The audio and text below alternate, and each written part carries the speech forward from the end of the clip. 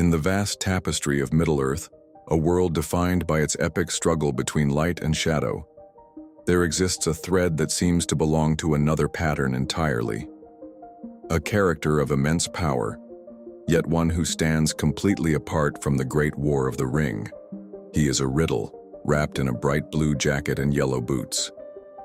Welcome, dreamers and adventurers, to Scarlet Reveries. Today we venture deep into the old forest to seek answers to one of Tolkien's greatest mysteries. Who truly is Tom Bombadil? For those who know Middle-earth only through Peter Jackson's iconic films, the name might be completely new. Tom Bombadil was famously left on the cutting room floor, a decision that has sparked debate among fans for decades, and it's easy to see why filmmakers might hesitate. He doesn't fit. When we first meet him in the books, it's at a moment of sheer desperation. The hobbits, having just escaped the Shire, are trapped in the ancient, malevolent woods of the old forest. Merry and Pippin have been swallowed by a sentient evil tree known as Old Man Willow. All hope seems lost. And then, a song echoes through the trees. A nonsensical, joyful song. A figure appears, clad in a bright blue jacket, yellow boots, and a hat with a long blue feather. He is stout, with a long brown beard and a face red as a ripe apple. This is Tom Bombadil. With the power of his voice alone, he commands Old Man Willow to release the hobbits, scolding the ancient tree as one might a naughty child, before singing it to sleep.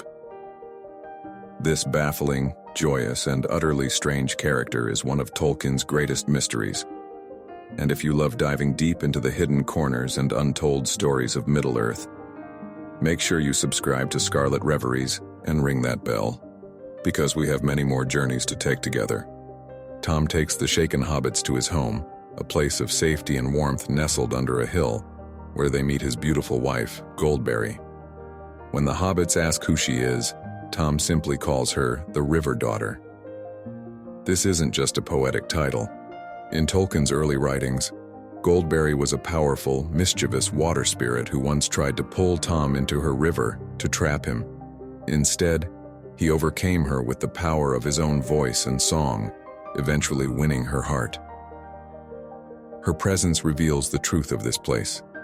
It is a sanctuary where the wildest, most primal forces of nature are personified and live together in a unique and joyful harmony under Tom's gentle mastery. For 2 days, the hobbits are sheltered from the dangers of the world.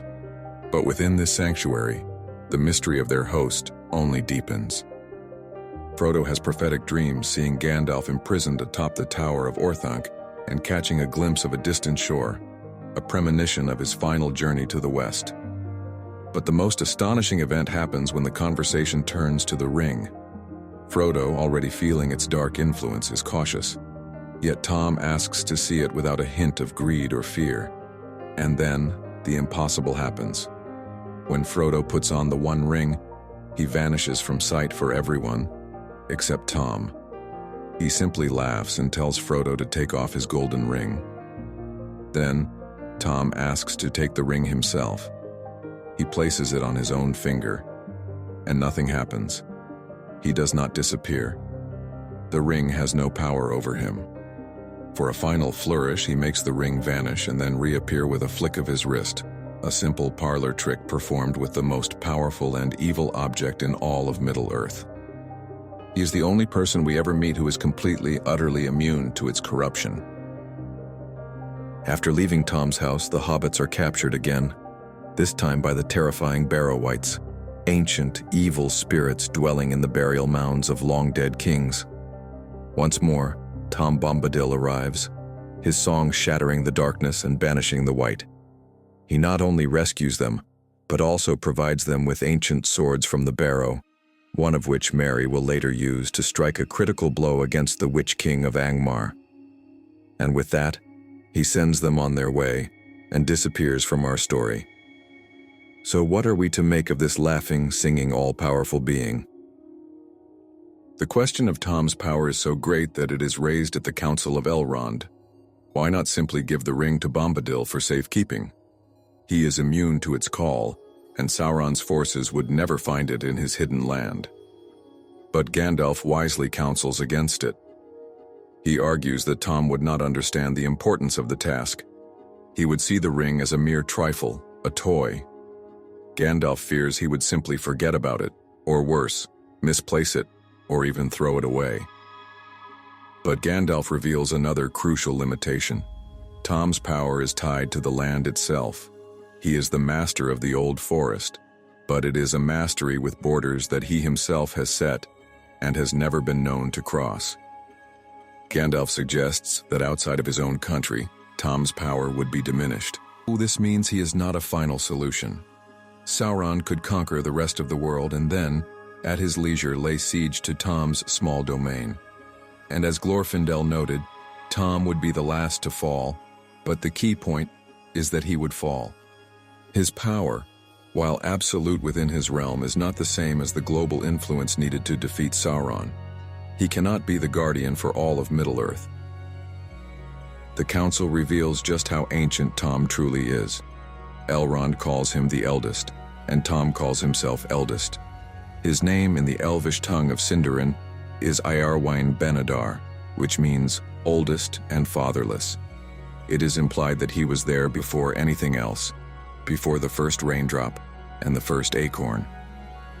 Glorfindel speculates that if Sauron were to conquer the world, Tom would be the very last to fall, as he was first. When Frodo asks Goldberry who Tom is, her answer is simple, yet profound. He is. This has led some fans to theorize that Tom Bombadil is in fact a representation of God, or Eru Iluvatar, in Middle-earth, echoing the Old Testament phrase, "I am that I am." It's a fascinating idea, but Tolkien himself explicitly denied it in his letters. So if he is not God, what is he? The answer lies outside of the story, with the author himself. Tom Bombadil actually existed long before The Lord of the Rings. He was inspired by a Dutch doll owned by Tolkien's children and first appeared in a whimsical poem in 1934 called The Adventures of Tom Bombadil. In these early tales, he was a playful nature spirit of the English countryside. In his letters, Tolkien explained that Tom represents something he felt was deeply important. He called him a comment. He wrote, "The story is cast in terms of a good side and a bad side, beauty against ruthless ugliness. But both sides want a measure of control.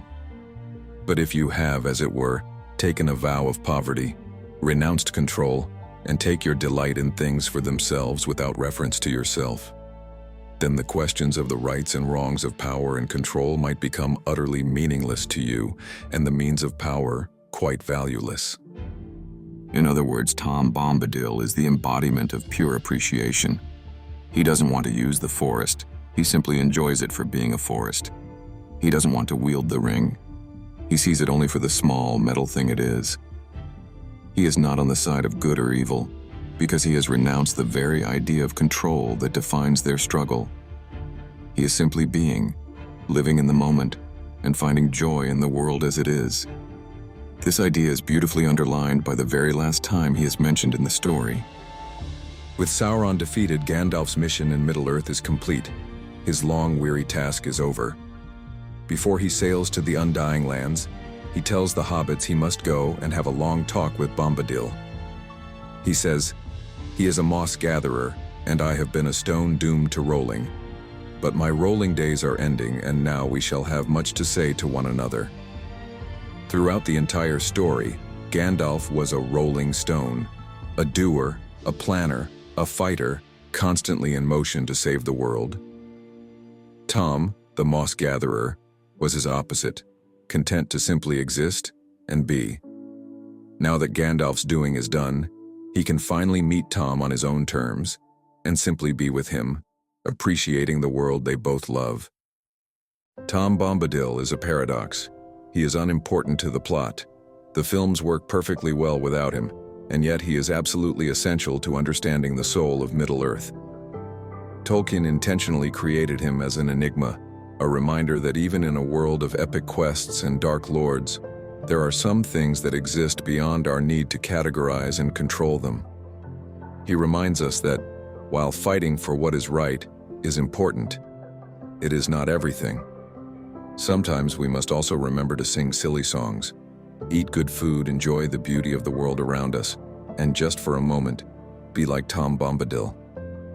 If you enjoyed this journey into one of Middle-earth's greatest riddles, please show your support by hitting that like button. What are your theories about Tom Bombadil? Let us know in the comments below. And for more tales from the worlds of fantasy, be sure to subscribe to Scarlet Reveries. Thank you for watching. We'll see you again soon.